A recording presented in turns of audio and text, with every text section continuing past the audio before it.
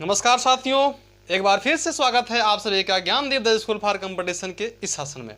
प्यारे साथियों, आज हम जो है क्रमवार चर्चा करेंगे व्यंजन संधि के ऊपर। साथियों, आइए शुरू करते हैं आज का सेशन। लेकिन उसके पहले अगर आप अभी तक हमारे चैनल से नहीं जुड़े हुए हैं तो आपसे निवेदन है कि आप वीडियो को सब्सक्राइब करें, चैनल को सब्सक्राइब करें और हमारे साथ जुड़ जाएं और ज़्यादा ज्ञान के लिए। प्यारे मित्रों, स्टार्ट करते हैं व्यंजन संधि। लेकिन उसके पहले अगर आप संधि पढ़ना चाहते हैं, चाहे संधि से जुड़ी और भी चीज़ें पढ़ना चाहते हैं, जैसे स्वर संधि है, उसमें सारे संधि अगर पढ़ना चाहते हैं तो आप लिंक में जाइए वीडियो के, और उसके नीचे इसका लिंक दिया गया है, तो वे सारे संधि आप बढ़िया से पढ़ सकते हैं। आज पढ़ेंगे हम व्यंजन संधि। इसके पहले स्वर संधि हैं, उसमें सारी प्रकार जो 5 प्रकार उसके हैं, दीर्घ, गुण, यण, आदि, तो सारे उसमें दिए गए हैं। आज अभी व्यंजन संधि देखते हैं और इसके प्रकार का क्रमवार और बृहद व्याख्या के लिए आप तैयार हो जाइए। साथियों, व्यंजन संधि किसे कहते हैं? सबसे पहले संधि क्या होता है कि संधि दो शब्दों का मेल होता है। संधि का शाब्दिक अर्थ होता है जोड़ या मेल, मतलब दो शब्द को जोड़ करके या दो अपूर्ण शब्दों को जोड़ करके जब पूर्ण शब्द बनाते हैं तो इस विधि या क्रिया को संधि कहते हैं। प्यारे साथियों, व्यंजन किसे कहते हैं? स्वर व्यंजन किसे कहते हैं वो देख लीजिए। व्यंजन के बाद व्यंजन अथवा स्वर के मेल को, माने व्यंजन एक तरफ आए, दूसरे तरफ प्लस के बाद व्यंजन या स्वर आए, तो इसके मेल को हम व्यंजन संधि कहते हैं। आइए स्टार्ट करते हैं व्यंजन संधि और नियम 1 देखते हैं उसमें क्या है। प्यारे मित्रों, आपको एक बात बता दें कि ये आप वीडियो ये जो है आप अवश्य नोट कीजिएगा, क्योंकि आपका नोट हम हमेशा कहता हूँ कि आपको परीक्षा में सबसे आगे रखते हैं, तो इसलिए इसे आप नोट करते जाइए वीडियो को स्लो में देख करके। आपसे निवेदन है ताकि आप परीक्षा में सबसे आगे रहें। प्यारे साथियों, देखिए मेरा एक क्या है कि आपसे वादा रहता है कि जो मेरे साथ जुड़े हुए हैं कंपटीशन में, वो एक क्वेश्चन भी गलत करके ना आए। इन चीज़ों से पूछे गए जो क्वेश्चन है वो गलत करके ना आए, उसके लिए इंपॉर्टेंट है या आवश्यकता होती है कि आप इसका नोट बनाएं, और नोट ही वो चीज़ होती है जो आपको परीक्षा में सबसे आगे रखती है। आइए साथियों, क्रमवार इसका जो है यह व्याख्या देखते हैं, परिभाषा देखते हैं, उदाहरण देखते हैं। तो साथियों इंपॉर्टेंट स्टार्ट करते हैं। वर्ग के पहले वर्ण का तीसरे वर्ण में परिवर्तन। आप यहाँ ये चीज देख रहे हैं कि वर्ग के पहले वर्ण का तीसरे वर्ण में परिवर्तन। आपको समझ नहीं आया होगा क्योंकि आप जानते ही नहीं है कि वर्ग क्या होता है और वर्ण क्या होता है। साथियों वर्ण जो होता है वो होता है अक्षर। इतना तो उससे तो आप जान जाएंगे। वर्ण क्या होता है? अक्षर होता है। लेकिन वर्ग क्या होता है वो देखिए। वर्ग साथियों क्या होते हैं कि आप जब व्यंजन पढ़ेंगे तो उसमें ये सारी चीजें आपको मिल जाएंगी। जैसे व्यंजन में 5 वर्ग होते हैं। क वर्ग होता है, च वर्ग होता है, ट वर्ग होता है, त वर्ग होता है और प वर्ग होता है। साथियों इन पांचों वर्गों में 5-5 अक्षर होते हैं। 5-5 अक्षर आपके होते हैं। तो ये आप चीजें आप देख लीजिए। ये क वर्ग है, क वर्ग में 5 अक्षर, जैसे क, ख, ग, घ, अंग। फिर च वर्ग में 5 अक्षर, च, छ, ज, झ, इया। ट वर्ग में 5 अक्षर, ट, ठ, ड, ढ, आड़ा। तो इस तरह से आपके एक वर्ग में 5 अक्षर आते हैं। तो बोले हैं कि वर्ग के पहले वर्ण, मान लीजिए वर्ग का पहला वर्ण क वर्ण का, यही ना वर्ग पहला वर्ण, पहले वर्ण का तीसरे वर्ण में परिवर्तन, माने क, ख, ग में परिवर्तन। यहां पर देखिए वर्ग के पहले वर्ण का, क पहला वर्ण में, किसमें? तीसरे वर्ण में परिवर्तन। तो क का जो क वर्ग है ये पहला वर्ण है, इसका तीसरा वर्ण क्या होगा साथियों? ग। तो देखिए क के स्थान पर यहाँ पर ग लिखा गया है। वाक इस है तो वागीस हो गया है। साथियों आशा करते हैं आप समझे होंगे। एक बार और देखिए कि वर्ग के पहले अक्षर यहाँ पर च वर्ग दिया है। च वर्ग का पहला अक्षर किसका? तीसरा में, तो च, छ, ज। कौन तीसरा अक्षर है साथियों? ज। तो यहाँ पर च है तो जाहिर सी बात है कि जब संधि विच्छेद करेंगे तो क्या लिखेंगे? ज। यहाँ पर देख लीजिए च का ज हो गया है। लेकिन इसमें एक कंडीशन नोट में, वो क्या कहता है वो देख लीजिए कि पहले वर्ण का मेल स्वर या अंतःसतह वर्ण के साथ होना चाहिए। ये यहाँ पर बहुत ही इंपॉर्टेंट चीज है जो आप ध्यान नहीं देते हैं। कह रहा है कि पहले वर्ण, जो मान लीजिए यहाँ पर जो पहला वर्ण है ये, इसका यहाँ पर मेल क्या होना चाहिए? अंतःसतह, माने कोई स्वर हो, जैसे मान लीजिए यहाँ पर स्वर है, ई स्वर है, या फिर कोई अंतःसतह माने ठंडे वर्ण हो। अंतःसतह वर्ण कौन होते हैं ये आप देख लीजिएगा। अंतःसतह जो वर्ण होते हैं वो होता है य, बहुत ही इंपॉर्टेंट चीजें है साथियों, य, र, ल और वो, ये आपके अंतःसतह माने ठंडे वर्ण होते हैं। जब आप व्यंजन पढ़ेंगे तो उसमें 4 जो वर्ण होते हैं वह अंतःसतह होते हैं और 4 उष्म होते हैं, गर्म वर्ण होते हैं। देखिए साथियों, इस व्यंजन को बढ़िया से पढ़ने के लिए वीडियो में लिंक हम दे देंगे, वहां जाकर पढ़ सकते हैं, क्योंकि व्यंजन जो है बहुत इंपॉर्टेंट इसमें है। व्यंजन संधि अगर आप पढ़ रहे हैं तो उसमें हमने व्यंजन की जो है ये बढ़िया से व्याख्या पढ़ाया गया है। सिर्फ व्यंजन जो 36 व्यंजन आपके हैं, आप बोलते हैं 36 पर 36 हुआ है, नहीं 35 होते हैं, तो उसमें हमने बढ़िया से उसको व्याख्या करवाया है, वो आप जाकर देख सकते हैं। तो क्या बोला है यहाँ पर कि पहले वर्ण का मेल स्वर अथवा स्वर या अंतःसतह, माने या तो कोई स्वर आ जाए, माने ओ आ ई उ ऋषि, माने इसमें से कोई आ जाए, या फिर अंतःसतः य र ल कोई आ जाए, तब क्या होता है कि तीसरा वर्ण लिखते हैं जिस वर्ग में आए। देखिए यहाँ पर क वर्ग आ गया है, क का क्या लिखेंगे तीसरा, लेकिन कंडीशन है यहाँ पर ई आया हुआ है कि नहीं साथियों, स्वर। फिर यहाँ पर देख लीजिए तो यहाँ जो च है साथियों, ये आपका च वर्ग का पहला अक्षर है, लेकिन उसके साथ जो है ये स्वर आया हुआ है, तो क्या हो जाएगा च का तीसरा अक्षर, तो च छ ज। देखिए यहाँ पर हमने जो लिख दिया है। फिर यहाँ सट आनन, ये देखिए ट वर्ग का पहला अक्षर है, ट वर्ग का, तो इसके स्थान पर क्या लिखना है तीसरा अक्षर ट ठ ड। देखिए यहाँ पर ड लिखा गया है और यहाँ आनन है, तो यहाँ पर आनन हो गया है। फिर यहाँ पर देखिए उत्योग, और एक चीज और यहाँ पर देखिए ये जो है आपका स्वर आया हुआ है। यहाँ पर देखिए उत्योग, तो ये क्या है त वर्ग का पहला अक्षर है त थ, तो त वर्ग का तीसरा अक्षर क्या होगा त थ द, तो द हो जाएगा। देखिए त के स्थान पर हमने द लिखा है। और यहाँ पर देखिए एक चीज और है कि यहाँ पर ये आपका अंतःसतह वर्ण आया है, स्वर नहीं आया है, तो क्या आया है अंतःसतह वर्ण आया है। तो ये आपको दे रहे थे कि या तो स्वर आएगा या फिर अंतःसतह आएगा, कहाँ मैंने ये इसके बाद जो है यहाँ पर देखिए, इसके बाद यहाँ पर, तो आप आशा करते हैं इसे समझे होंगे। साथियों इसका नेक्स्ट नियम पढ़ते हैं। दूसरा जो नियम क्या कहता है वो, मित्रों देखिए जब इसे आप ध्यान से पढ़ेंगे, इत्मीनान से पढ़ेंगे तो समझ में आएगा, बहुत डिफिकल्ट नहीं होता है। भाई बहुत लोग कहता है स्वर संधि बहुत डिफिकल्ट होता है, बहुत कठिन होता है, समझ नहीं आता है। आशा करते हैं अगर आप ध्यान से देख रहे होंगे तो निश्चित है 100% 100% आपको ये चीज़ें समझ में आ रही होंगी, बहुत डिफिकल्ट ये नहीं है। अभी और देखिए ये क्या है कि वर्ग के पहले वर्ण का, मान लीजिए वर्ग के पहले वर्ण माने यही वर्ग है, क वर्ग है। अब इसमें ये नहीं है कि कोई निश्चित वर्ण होता है, किसी भी वर्ण का आ सकता है। तो वर्ग के पहले वर्ण माने पहले अक्षर, ये पहले वर्ण का पांचवें वर्ण में परिवर्तन, माने जब पहला वर्ण आए तो ये सब पांचवा वर्ण में परिवर्तन कर देते हैं। लेकिन नोट यहाँ पर क्या दिया है कि पहले वर्ण का मेल, माने जो मेल होता है ये वाला मेल जो होता है प्लस, इसे ही मेल कहते हैं। मेल अनुसांशिक वर्ण के साथ होना चाहिए। यहाँ पर आपको ध्यान देने वाली चीज क्या है कि अनुसांशिक वर्ण क्या होते हैं, इनको हम पंचाक्षर भी कहते हैं। क्या कहते हैं पंचाक्षर। देखिए पंचाक्षर का होता है 5 अक्षर, यहाँ पर बना हुआ है, ये अक्षर से चीजें हैं 5 अक्षर। तो ये पंचाक्षर जो साथियों होते हैं ये वाले, इन्हें ही कहते हैं अनुसांगिक वर्ण। ये जो पांचों आपके दिख रहे हैं ना, इसे नासिक वर्ण भी कहते हैं।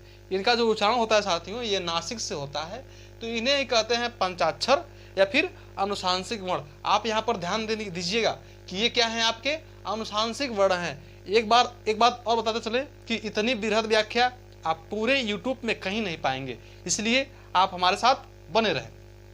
फिर देखिए वर्ग के पहले वर्ण का, माने वर्ग का पहला वर्ण ये सब हो गया, का पांचवें वर्ण में माने यहाँ पर परिवर्तित हो जाता है। लेकिन ध्यान देने वाली चीज क्या है कि वर्ण के पहले जो वर्ग के पहले जो वर्ण हैं उनका मेल अनुसांगिक, माने जो पंचाक्षर हैं ये सब इनके साथ होना चाहिए। आप उदाहरण देखिए समझ में आ जाएगा। यहाँ पर हमने लिखा है वाक धन मय, तो वाक तो हमने मिल गया, वर्ग का पहला वर्ण, वर्ग का पहला अक्षर हमको मिल गया, लेकिन कंडीशन क्या है कि उसका मेल जो है साथियों अनुसांगिक वर्ण, माने यहाँ पर क्या है आपका ये कोई आना चाहिए। देखिए यहाँ पर आया नहीं आया है, मोह आ गया है।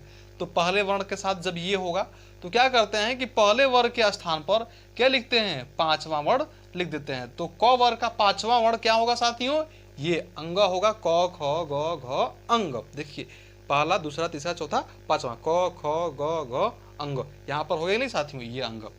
अब यहाँ पर कई लोग ये देख रहे होंगे सॉरी कि ये आप बूंदी यहाँ पर क्यों लगाए। साथियों देखिए, बारीकियां समझने से ही आप जो है ये बुद्धिजीवी बनते हैं। सॉरी, आप बुद्धिजीवी पहले से। तो यहाँ पर देखिए ये क्या है कि ये अंगर जो है ये ऐसे लिखते हैं, यहाँ पर जो है ये वाला कई लोग यहाँ पर लिख देते हैं। साथियों तो ये अंगर नहीं होता है और ना ही ड होता है, ये होता है ढ। इसे झटकम पढ़ते हैं। ये साथियों जो है आपका द्विगुण वर्ण होता है, द्विगुण। द्विगुण देखिए फिर आगे व्यंजन, आप द्विगुण क्या होते हैं इसको जानने के लिए जा सकते हैं हमारे लिंक में, व्यंजन वाली जो चीज़ें हैं। तो ये जो अंग साथियों होता है यहाँ पर ऐसे होता है, ये नीचे नहीं होता है। अगर आप नीचे बनाते हैं तो उसे छोड़ दीजिए बनाना।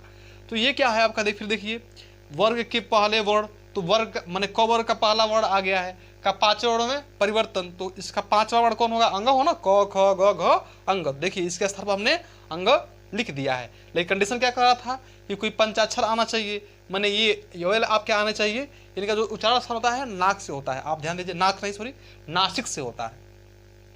फिर आगे देखिए सट मास, सट मास। देखिए यहाँ पर एक बात आपको और बताते चले कि आप यहाँ देख रहे होंगे कि सारे जो ये बनाने से पहले हमने यहाँ पर ऐसे लगाया हुआ है। साथियों इसको कहते हैं हलंत। क्या कहते हैं उसको, हलंत कहते हैं। आप एक बार देख लीजिए कहीं ध्यान देकर बढ़िया से उसको, इसे हम कहते हैं हलंत कहते हैं साथियों। तो हलंत में क्या होता है आपका, ये आप जहां भी लगाते हैं, जिस वर्ण पर लगाते हैं, जिस अक्षर पर लगाते हैं, उसका आधा पावर खींच लेता है। बस ये देखन में छोटा न लगे, आप ध्यान दीजिएगा, बस ये देखने में छोटा लग रहा है पर काम बहुत बड़ा होता है। जहां पर भी लगाते हैं उस वर्ण का ये आधा जो पावर होता है अपने पास खींच लेता है, माने कम कर देता है। यहाँ जो ट है साथियों ये आधा ट ही है। जैसे देखिए उद्योग जब लिखते हैं तो आधा द लिखते हैं, यहाँ पर देखिए आधा बना नहीं बना है। तो ये चीजें आपकी हैं, तो यहाँ पर ध्यान दीजिएगा। आगे देखिए यहाँ सट माने वर्ग का पहला वर्ण आया है, और मास यहाँ पर पंचाक्षर भी आए हैं। तो क्या करेंगे, अब ट के स्थान लिखेंगे पांचवा अक्षर, तो ट ठ ड ढ आड़ा। क्या आएगा आपका, ये आड़ा आएगा, आधा है तो हमने आधा कर दिया, षड मास क्या हो जाएगा। फिर आगे देखिए, आशा करते हैं आप इसे ध्यान से देख रहे होंगे। यहाँ पर क्या दिया है, त, फिर यहाँ पर म भी है, तो आपका बन जाएगा कंडीशन। यहाँ पर आपका ये जो है त वर्ण का पहला अक्षर है और साथ में म भी है, तो के स्थान में लिखेंगे हम न लिखेंगे, क्योंकि त थ द ध न, तो वर्ग का पहला जो पांचवा अक्षर होता है साथियों वो होता है न। यहाँ पर देखिए ये हो जाएगा आपका तन्मय। हमने न नहीं लिखा है साथियों, लिखा है। अब ये इसका हम देखेंगे तीसरा नियम देखेंगे। तीसरा नियम साथियों क्या कहता है, वह कहता है कि जब किसी ह्रस्व स्वर का मेल, ध्यान दीजिएगा यहाँ पर एक बात आपको आइए नोट करने वाले, ह्रस्व स्वर क्या होता है, ह्रस्व स्वर क्या होता है साथियों। एक चीज आपको यहाँ पर एक बात क्लियर हो गया होगा कि जब तक आप जो है ये व्यंजन का बढ़िया से चीज नहीं जानते हैं, ह्रस्व क्या होता है, स्वर क्या होता है, तो ये थोड़ा सा मुश्किल होता है। क्या है कि जब किसी ह्रस्व स्वर का मेल छ से हो तो, छ से हो तो छ के पहले च लगाते हैं। ये तो बहुत सरल है कि जब किसी व्यंजन स्वर का मेल, जब किसी व्यंजन स्वर का मेल छ से हो। अब व्यंजन स्वर क्या होते हैं वो आप देख लीजिए साथियों। देखिए स्वर जो होते हैं वो तीन प्रकार के होते हैं, ह्रस्व, दीर्घ और प्लुप्त। तो उसी में से जो ह्रस्व व्यंजन है साथियों, स्वर हैं, वो कौन कौन होते हैं वो देख लीजिए। अ, ई और उ, मतलब छोटा अ, सॉरी छोटा अ होता ही है, छोटी ई और छोटा उ, ये क्या होते हैं, तीनों आपके ह्रस्व स्वर होते हैं। तो इनका मेल छ से हो, ध्यान दीजिएगा।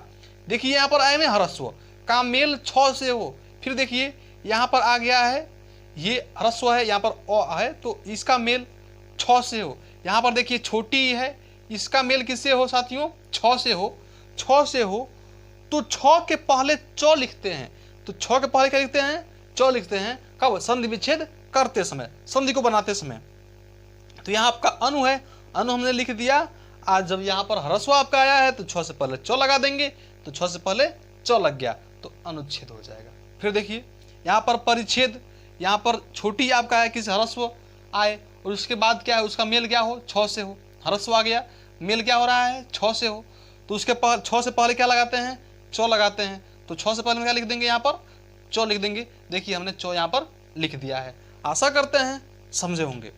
फिर यहाँ देखिए, यहाँ पर आपका स्वर आ गया और स्वर का मेल छ से हो रहा है। तो जब स्वर का मेल छ से होगा साथियों, तो नियम क्या कहता है अपना, नियम ये कहता है कि जब स्वर का मेल कोई ह्रस्व स्वर हो, उसका मेल आपका छ से हो, तो छ से पहले चौ लगाते हैं। तो यहाँ हम लगा देंगे चौ। देखिए यहाँ पर चौ लग गया है। तो इस तरह से साथियों ये आपका 3 नियम रहा। इसके आगे वाले नियम आगे देखते हैं। नियम नंबर 4 क्या कहता है। अपना रूल नंबर 4 क्या कहता है साथियों कि तो के बाद मतलब तो का मेल जब लौ से हो, जौ से हो, टौ से हो, ड़ से हो, या फिर चौ या छ से हो, तो के स्थान पर मतलब तो को हटा देते हैं। तो को हटाकर तो के स्थान पर ही लौ का लौ लिखते हैं, जौ का जौ लिखते हैं, टो का टो, डो का डो और इन दोनों का चो लिखते हैं, माने हो जाता है। फिर अब क्या एक बार देखिए कि तो का मेल यदि जो से हो, लो से हो, जो से हो, या फिर इसमें से किसी से हो तो के स्थान पर जिससे इसका मेल होगा वही लिख देंगे। माने अगर तो का मेल लो से होगा तो लो लिख देंगे, तो का मेल जो से होगा तो जो लिख देंगे। एग्जाम्पल आप देखिए कि लिखे हमने उत्तरलाश। देखिए यहाँ पर तो का मेल लो से हो रहा है, तो को हटाएंगे, क्या लिखेंगे यहाँ पर लिख देंगे लो। तो क्या हो गया उल्लास। देखिए यहाँ पर उल्लास है कि साथियों।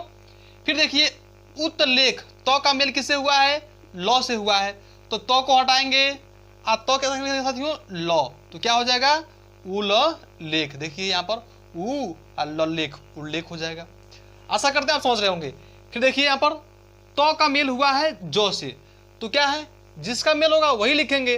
तो का मेल जो से हुआ है तो जो अपना लिख देंगे। देखिए तो के असर क्या हो जाएगा आपका जो, तो क्या हो जाएगा सज्जन।